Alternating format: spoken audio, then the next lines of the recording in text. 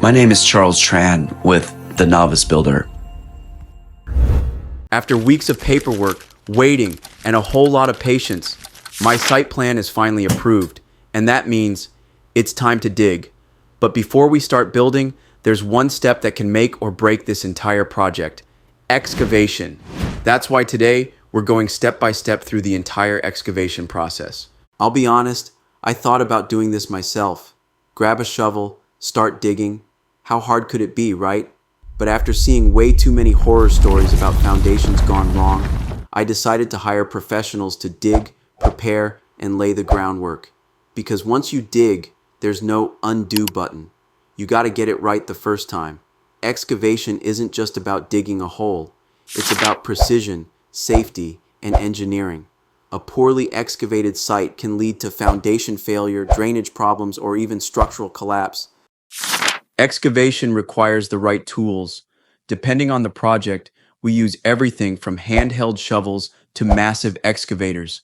Here's a breakdown of what we're using today: shovels and spades, measuring tape and string lines, excavators, and backhoes.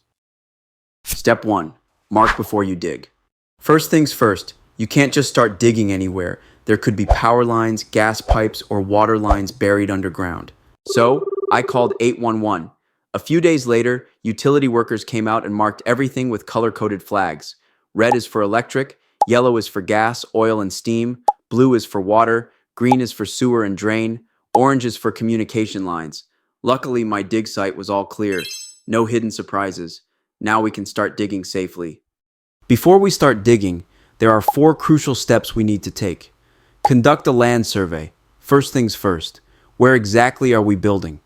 A land survey helps mark property lines and foundation boundaries so we don't dig in the wrong spot. Using red or orange spray paint, we outline the entire site plan on the ground. Get permits and approvals. No one likes paperwork, but skipping this step, bad idea.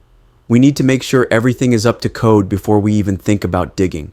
Double-check local building codes. Secure the necessary permits. Get official approval, because no one wants a stop work order halfway through the project. Once we get the green light, it's go time. Clear the site. Next up, time to clear the way. Trees, rocks, old debris, everything that's in the way of our future foundation has to go. Set elevation and grade. Here's something most people don't think about, but it's crucial.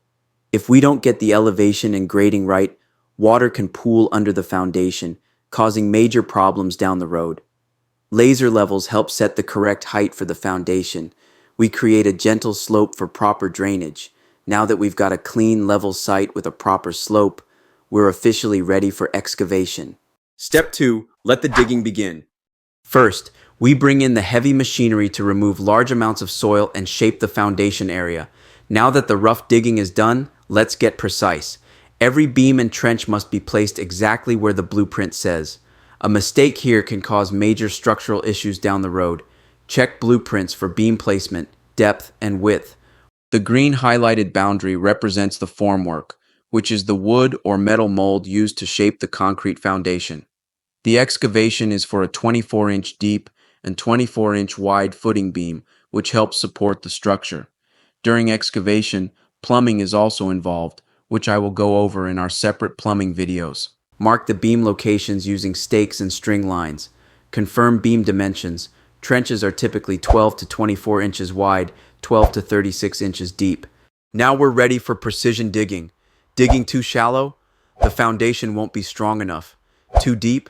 We waste time and money on extra concrete. The goal? Perfectly straight and level trenches.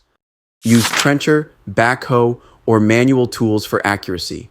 Maintain consistent depth along the beam path. Slope the sides, if needed, to prevent collapses in loose soil. Remove loose dirt and debris to keep trenches clean. A clean, precise trench means a stronger foundation. We need to ensure the trenches are stable and strong. No shifting, no settling. Here's a time lapse of the process.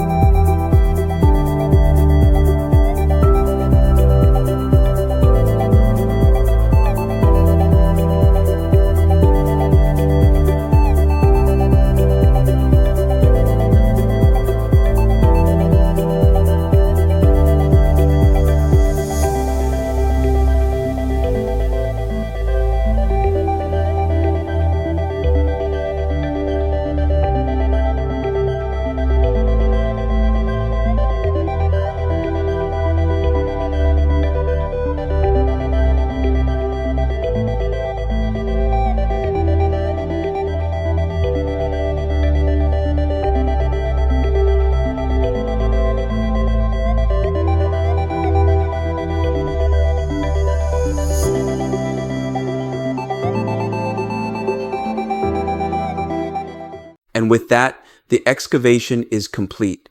So it's time for the next step, soil compaction. The complete guide will be covered in a separate video. Be sure to check out the links in the description below to watch my complete playlist. Or by subscribing to my channel, you'll gain access to all my in-depth tutorials, DIY projects, and step-by-step guides. If you have any comments or suggestions, please leave them in the description box below. Thank you for watching. Make sure to hit the subscribe button and ring the notification bell so you never miss out on my upcoming projects and videos.